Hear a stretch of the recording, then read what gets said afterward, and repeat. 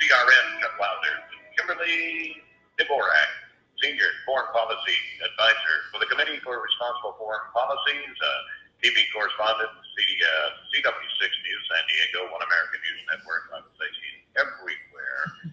And here we go, the president designating Iran Revolutionary Guard foreign terrorist organization. Then another story comes out, 15 people killed, shelling by the government and insurgent forces in northwestern Syria, further straining a Russian-Turkish ceasefire. And it says it's possibly the last major foothold of insurgents opposed to President Assad, and forced to retreat there. Here's a quote: after military defeats at the hands of the Syrian government forces backed by Iran and Russia. And Kimberly, I don't want to put you on the spot here, but Kimberly knows everything, so that's almost impossible to do. Talking about Iran and Russia, okay. Elliot Abrams, State Department Special Representative for Venezuela, quote comes out, let's see, this would have been Sunday, that they have more or less pretty well taken U.S. military intervention off the table when it comes to Venezuela. And he says, I don't think Latin America, Canada, the United States are thinking at this moment of any kind of military reaction, because, you know, the Russians are raising hell in Venezuela. So, there's a lot going on. There is. And with regards to Venezuela, I think that's a very good move by the Trump administration. I think this goes back to some of the campaign promises. The president promised to his voters he was not going to start new wars. This would be starting a war. Again, we're talking with a country, you know, not on the same level military-wise as Iran, but you're talking about a country nonetheless where the majority of the population is trying to get the dictator, you go out of office, try to have some sort of elections or re-elections, or bring the young kid in that basically they say actually won the election in Venezuela. I think this is, you know, if Russia wants to get involved in these little battles, you know, more power to them. You know, it certainly doesn't fit the Russia policy, because that country can't afford wars like the United States can, and this would further bankrupt their country. So with Russia interfering there or trying to ally with them, I think it's much more bluster than most people want to talk about, just because the narrative on the mainstream media as of late, or I guess we should say the 2.5 years, is that Russia is a bad player here, a bad actor, and we need to worry and butt them at every little thing that they attempt to put their feet in. If they want northern Syria, they can have northern Syria. The United States has no national security issues in that part of the world, nor do they have it in Venezuela. I think it was about 3 weeks ago, and you can correct me if necessary, but doesn't Iran, they're the only country other than Russia that can land in Venezuela right now? Yeah. And I'm talking about air travel? Yeah. Well, I mean, the country's virtually shut down. The people can't get food. There's, you know, riots in the streets. I mean, the situation is deteriorated, and the United States and the Trump administration here has leveled some pretty hefty sanctions on that country in an effort to kind of make it turn. But I don't necessarily see the Venezuelans out there day in and day out saying, America, please come save us. We're trying to do what we can with humanitarian aid, medical treatment aid into that country. So we're doing what we should do as a good neighbor to the north of South America and Latin America in general. But for us to get involved into another conflict is just going to ignite pressures around the world. Some say it could spark, you know, a bigger, broader war within the Middle East. It could ignite Africa. So I just think we have to be really careful. And I think, you know, people on TV need to really calm down, take it down a notch. Let's see how this plays out. Because for this country, nation building and providing democracy for all of these countries over the last 20 years really hasn't worked out too well. Plus, we're $22 trillion in debt, and we simply can't afford the migrants crossing the border, you know, let alone fight other battles for other countries. Yeah, And then Kimberly, on closer to home, and you can't get any closer, we've still got the border problem. And of course, the big breaking news right now is, that Homeland Security Secretary Kristen Nielsen resigned. If you listen to mainstream media, there were a lot of reports that, Trump fired him. And then I heard somebody, and it was a quote from CNN because I wasn't watching them, but it was like she couldn't continue locking the kids up in cages, so she had to get out of there. And I'm thinking, it didn't affect anybody that was working for Obama because he was doing it, but they never, ever counter-attacked them on situations like that Obama did. Yeah. And Kirsten was in a no-win situation here. The situation at the border, our southern border, has deteriorated for quite some time now, and we're seeing hundreds of thousands of people coming into this country. We're going to have more than 1 million within the next 6 months. I just don't understand how people think that that's not a crisis. You are seeing a few Democrats come around on this fact, saying that it is a crisis. It's really been making the evening news an awful lot, and Kirsten was just not. It wasn't. I don't know if she was necessarily doing a bad job. She wasn't doing a great job, and the president needed to make changes at that border and signal to his base that, look, we're going to take this much more seriously. In fact, the person that's going to be the acting will be what's his name from CBP, McAllenan. He's going to be the new DHS acting secretary, and he gave that really, telling speech last week when he was down at the border with President Trump, saying, "Look, we're being overrun. We cannot keep up with this." He was pleading for more money, for more barriers, for more boots on the ground, because they simply couldn't keep up with the influx. And again, we talked about this last week. These people know that the U.S. can no longer accommodate them, and so they're all making a rush for it right now.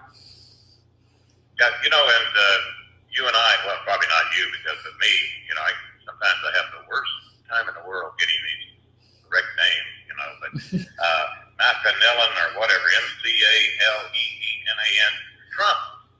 We need more Smith and Joneses, all right? Just write that down. But anyway, he nominated him as CBP commissioner on the first day of his presidency. Yeah. But Macallan was not confirmed by the Senate until March 2018. Yeah. Appointed by CBP deputy commissioner November 2014 by President Barack Obama. And not only, of course, the president saying it, but so many other people are saying that he has a reputation, a quote, a brilliant mind with tremendous organizational skills. Yeah. So, I think moving forward on this, I think he's the right person for the job right now. The Democrats don't seem very excited about him going through a confirmation process. I mean, all they yapped about today was that the person under Kirsten was supposed to be the new acting, and of course that was somebody who was appointed by Barack Obama, and so that's why the president let both of them go, because he didn't want to have any conflicts of interest. And he's really looking for solutions. The president is, I think he's had it up to here with the politics of this, saying, look, we just can't, carry on this way. And then if you look at it from like the perspective of these children that they're dragging across the deserts and up through dangerous cartel countries and things of that nature, in this country, your child would be taken from you in a heartbeat over that kind of behavior. And, they say that they're fleeing and they need political asylum. Being poor or not having the economic, value that you really want out of your country, that's not a reason to flee your country and come to the United States for a better life. We have millions of people in line doing it the right way. And as you know, we've got measles outbreaks. They're coming up with all kinds of diseases that are coming up across the border, and we can't even take care of them at the hospitals in a timely fashion. So it's a much bigger crisis. And Kirsten did have it right when she said that this was a Cat 5 storm, that this is something that is directly going to change the country. And we know these people, when they get released, as they're having to be released, they'll never show up for a court date. Yeah, and the amnesty laws totally, they've got them right. All right, it's the first country you step foot in. That's the one you have to declare amnesty. Absolutely. But then the Democrats are going, no, let's give them a whole country to, fudge on. Yeah.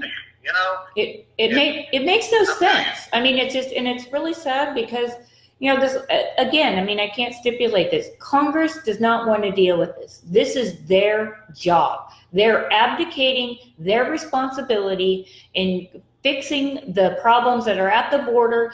And if they don't want to fix what's going on at the border, then they just need to step back and allow the administration, as well as CBP, Border Patrol, ICE, and all other federal law enforcement agencies to enforce the laws on the books, which mean they are not allowed to come to this country, period. Mexico has said they will take them. They need to go back to Mexico and wait there.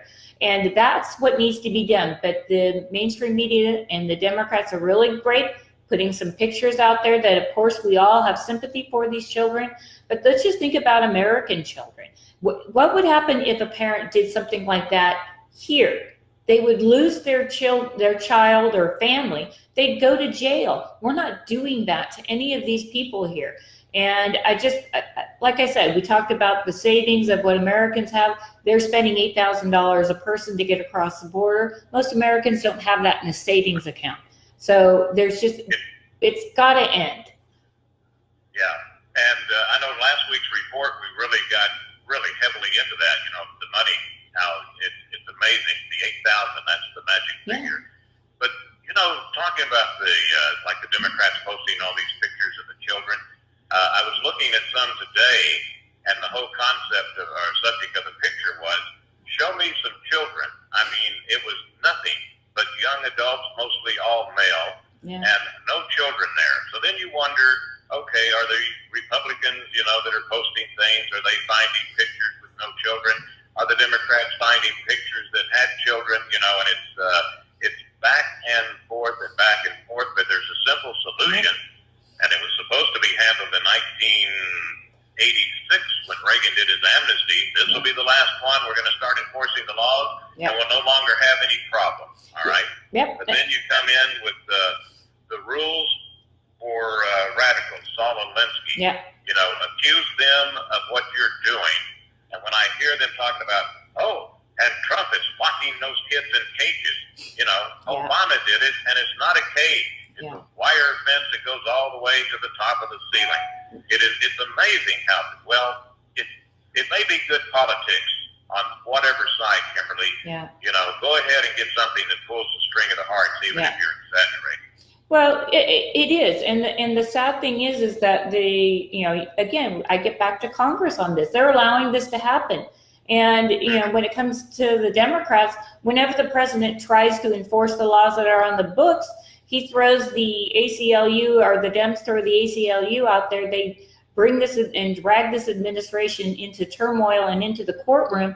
And this further, just creates more of a crisis and instability down there, when in fact we have pretty strict laws. And the biggie, as you just discussed there, Mexico, they need to stay in Mexico. And if they have credible fears that their government, not the cartels, that their government is working against them, then that's a legitimate way to come in this country. But again, we have millions of people in line waiting to do it the right way. And why people think that it's okay for people to come up for a better life is beyond me. We are $22 trillion in debt, and that nothing further should be said about that. We would love to help everybody, but we can't. Well, we'll see how McAleenan does compared to Kristen Nelson. I remember some congressperson, and you probably know who it was. I don't know if it was Cory Booker or Chuck Schumer, whichever one. They both had that pit bull attitude, and spent about 10 minutes just hammering her. And she just sat there and listened and listened. And they accused her of this and that and this and that. And then finally she's going to respond. And whoever it was, Booker or whoever. It was Gutierrez out of Illinois. Gutierrez, Yeah. thank you very much. Yes, Yeah. you're right. Packs his stuff up, grabs the little lady working behind him, and they walk out. Yeah. Wouldn't even listen to her response. They didn't want one. They didn't want Yeah. one, and that's why I'm not quick to go after Kirsten on this. I mean, she had a lot on her plate. It was a difficult situation, and with the crisis growing in strength instead of kind of rescinding here, the president really was at a pressure point. And I think we look at Stephen Miller, who's the president's advisor. He's from California, raised in California, and I know him. He's actually very well versed on the laws of what this country has on the books for immigration. And last week we heard that, look, there's going to be one of two things that happen. Either Stephen Miller was going to be fired, or Kirsten Nelson and a handful of other people were going to be fired. And it looks like Stephen Miller won. And I think it's also a message to the base saying, look, the president's had up to here. We're going to move forward on this, and we're going to do the best we can. And now with the new acting director of the DHS, they are going to they're going to send more and more of these people back south of the border. Hang in there. Some final thoughts coming up from Kimberly Dvorak, thekdreport.com, streaming live, okay, at facebook.com and periscope.com. We shall return.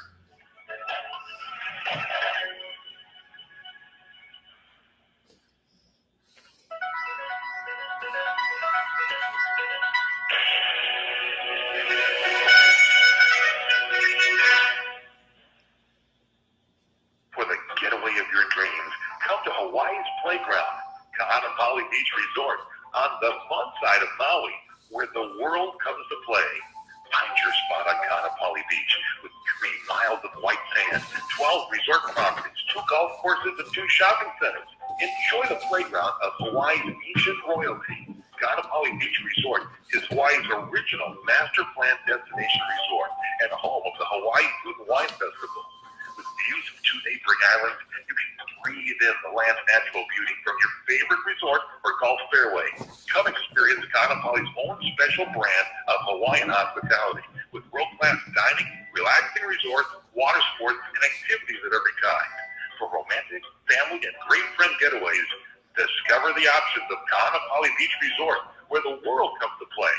Plan your getaway today. Visit Ka'anapaliResort.com. That's KAANAPALI Resorts.com. Do you owe back taxes to the IRS? Newsflash, the president has changed the tax laws, and now you may be able to pay the IRS less. If you owe $10,000 or more in back taxes, a tax doctor can help you pay the IRS as little as possible allowed by law. There are new tax laws for business owners, the self-employed, even W-2 workers. If you have a back tax problem or a few years of unfilled returns, new help to save you money is now here. Call right now to see how the new tax laws can help you. Plus, right now, we'll waive the consultation fee and give you a free tax savings report. Attention business owners, the self-employed, and W-2 workers. Make this free call to the tax doctor now and learn how to take advantage of the new tax laws that may help you pay the IRS less. 800-985-1610. 800-985-1610. 800-985-1610. That's 800-985-1610. You order a glass of your favorite Cabernet, fresh asparagus, hollandaise on the side, a filet, medium rare. You unfurl your napkin with a flare, close your eyes, and prepare to listen. Ah, there it is, the sweet music you long to hear, the sizzle of a Ruth's Chris steak. The most magnificent corn-fed flying beef, broiled to perfection at 1,800 degrees. Some call it a sizzle.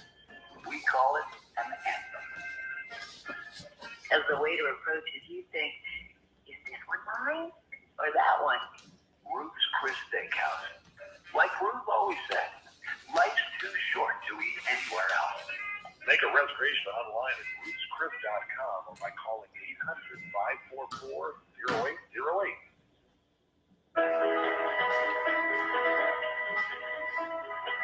Everybody's talking. CRN, Chuck Wilder with Kimberly Dvorak, DVORAK. And, I got a comment about the fact that somebody said, Mexico just started last week or a few weeks ago offering asylum. As I understand, Kimberly, they've been doing it all along, and the caravan's been turning them down. Yeah, that's true. The Mexican government, when we saw the first caravans coming up through Mexico towards the United States, Mexico, time and time again, has said that they've offered them the asylum at least, and offered them work permits, which is, I think, remarkable. And they're refusing because they want the life in America. So again, this is going to, when it comes to litigating through the asylum courts, they will lose. They will lose their cases on that front, especially when they were offered a safe haven in Mexico. They actually will lose this case. But these cases take 3 to 6 years or so to litigate, and that's a lot of time and money and resources for the situation. I just want to, I'd like to repeat one of the tweets. The president usually makes, some tweets that we don't all agree with, but this is actually a very, very good tweet that he sent out over the weekend. It says, whether it's asylum, whether it's anything you want, it's illegal immigration. Can't take you anymore. Our country is full. Our area is full. Our sector is full. We can't take you anymore. I'm so sorry. It can't happen. We have to turn this around. It's the way it is.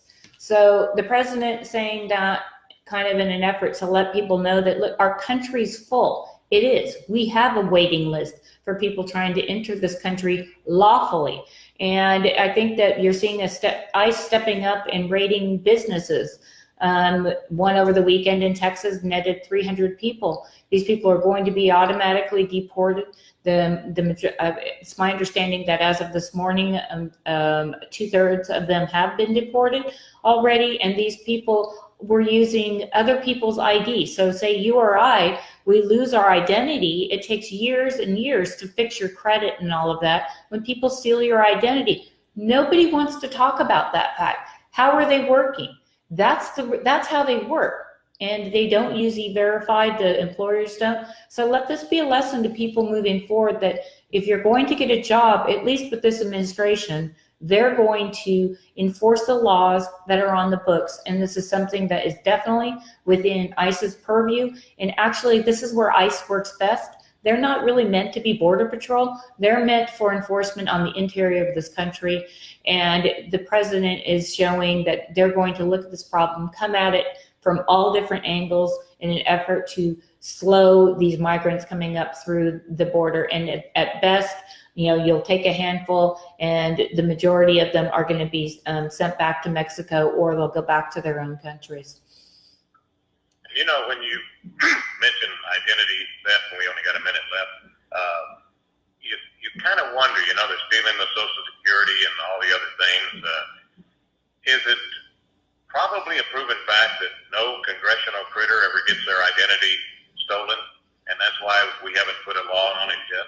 Yeah, well, I mean, there's strict laws. I know in San Diego that's the number one crime that they deal with in San Diego, and they put a lot of people in jail for that crime alone, for stealing identities. All I remember is there was one of the senators, I think it was the Kennedy family, where they were on the no-fly list. So it took them 3-4 months to get off that no-fly list. So what even happens to the higher echelon, as we say? Adios to Kimberly Dvorak. Hey, thank you very much, and don't forget to check out the KD report. There's also the AmericanConservative.com, and she's just about everywhere. The KDReport.com, and we'll do it next week, Kimberly. Alrighty, thanks. Thank you very much. Kimberly Dvorak, DVOR.